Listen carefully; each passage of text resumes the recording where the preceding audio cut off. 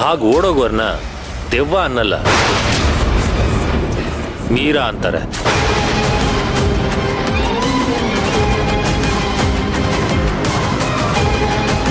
ಪ್ರಿಯಾ ಭ್ರಮೇಲಿ ನೀನೇ ರೂಮಿಂದ ಓಡ್ ಬಂದಿದ್ಯಾ, ನೋ ಡೌಟ್. ಅದನ್ನ ಹಿಂದೆ ಗೆಜ್ಜೆ ಸೌಂಡು, ನಿಂದೆ ಶ್ಯಾಡೋ. ಇಲ್ಲ ಸರ್, ಆ ಥರ ಏನಾದ್ರೂ ನಾನು ಬಂದಿದ್ದಿದ್ರೆ ನನಗೆ ಗೊತ್ತಾಗ್ತಿರ್ಲಿಲ್ವಾ ಸರ್?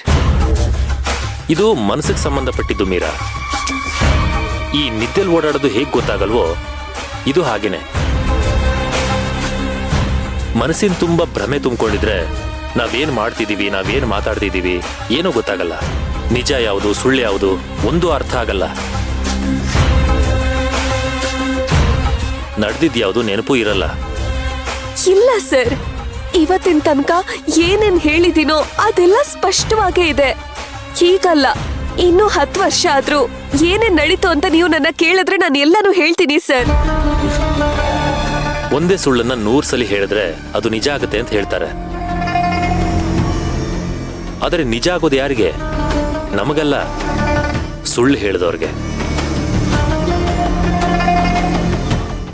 ಭ್ರಮೇಲ್ ನಡೆದಿದ್ದನ್ನ ಪದೇ ಪದೇ ಎಲ್ರಿಗೂ ಹೇಳ್ತಾ ಹೇಳ್ತಾ ಅದೇ ನಿಜ ಅಂತ ಫಿಕ್ಸ್ ಆಗೋಗ್ಬಿಟ್ಟಿದ್ಯಾ.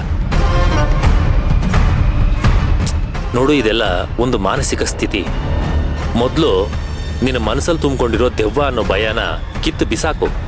ಟೆನ್ಷನ್ ಮಾಡ್ಕೊಳ್ದೆ, ಓವರ್ ಆಗಿ ಆಡದೆ, ಕೂಲಾಗಿರು. ಖಂಡಿತ ಇದರಿಂದ ಹೊರಗೆ ಬರ್ತೀಯ. ಅಯ್ಯೋ, ನಿಮ್ಮೆಲ್ರಿಗೂ ಹೇಗೆ ಅರ್ಥ ಮಾಡಿಸ್ಬೇಕು ಅಂತ ನನಗೆ ಗೊತ್ತಾಗ್ತಿಲ್ಲ. ಛೇ,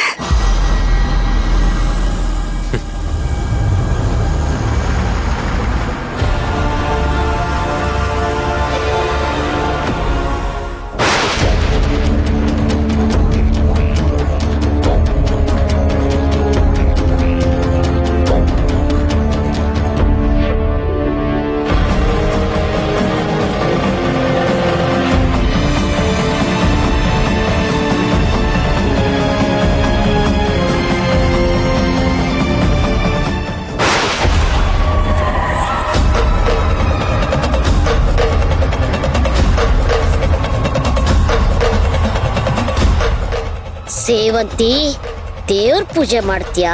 ದೇವ್ರ ಪೂಜೆ ಮಾಡು. ಅದು ಹೇಗ್ ಮಾಡ್ತೀಯೋ ನಾನು ನೋಡೇ ಬಿಡ್ತೀನಿ.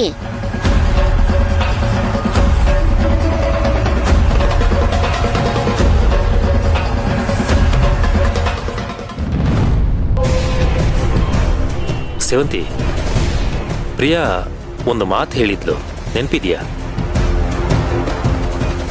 ಸತ್ರು ನಿಮ್ಮನ್ನು ಬಿಡಲ್ಲ, ಜನ್ಮ ಪೂರ್ತಿ ಕಾಡಿಸ್ತೀನಿ ಅಂತ.